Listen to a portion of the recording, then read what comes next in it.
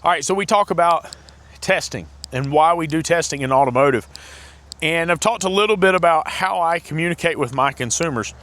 And I'll just tell you how I was trained early on when conveying the value in testing to the consumer. And usually most people call and they say, how much for, right? And in the automotive space, we call those price shoppers.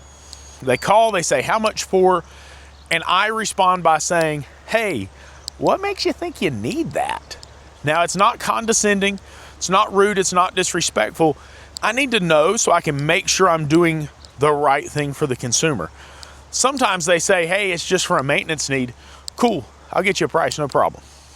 Sometimes they say, my cousin down the street told me it was this.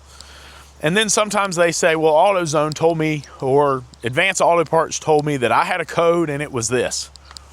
Now, if it was a code, I simply explain, Mrs. Smith, the problem with that code is it's very much like a zip code.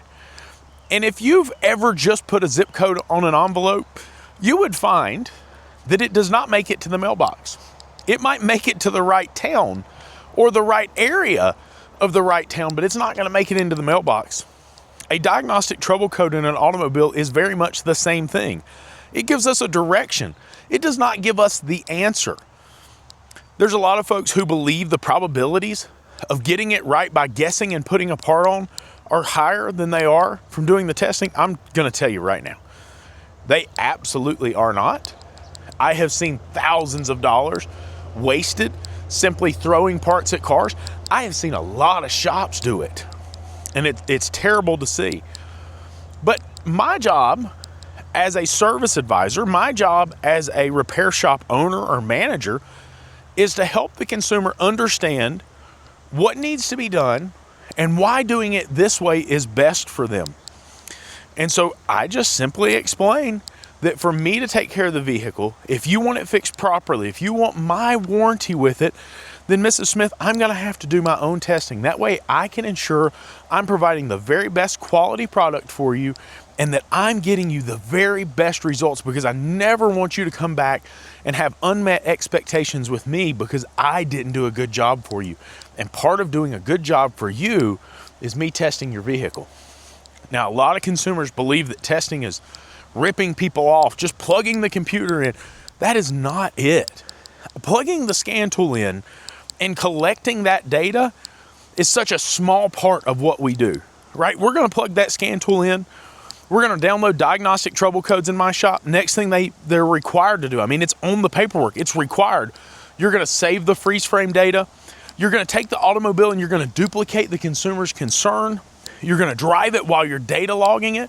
And when you're driving a car, there are parameter identifier, or what we call PIDs, that pop up and they tell us what the sensors and the other components in the automobile are inputting into the computer. And that data helps us understand and analyze exactly what's happening so we can make the proper repair. But we don't just stop there. When we get back to the shop, we're going to pull out things like voltmeters and oscilloscopes and pressure testing equipment and so much more to actually dig in and look at the system in question to determine, is it a wire? Is it the component? Is it the computer? Where's the issue? I've seen thousands of dollars worth of parts replaced over a $300 battery. Well, it starts. That doesn't mean the battery's good just because it starts.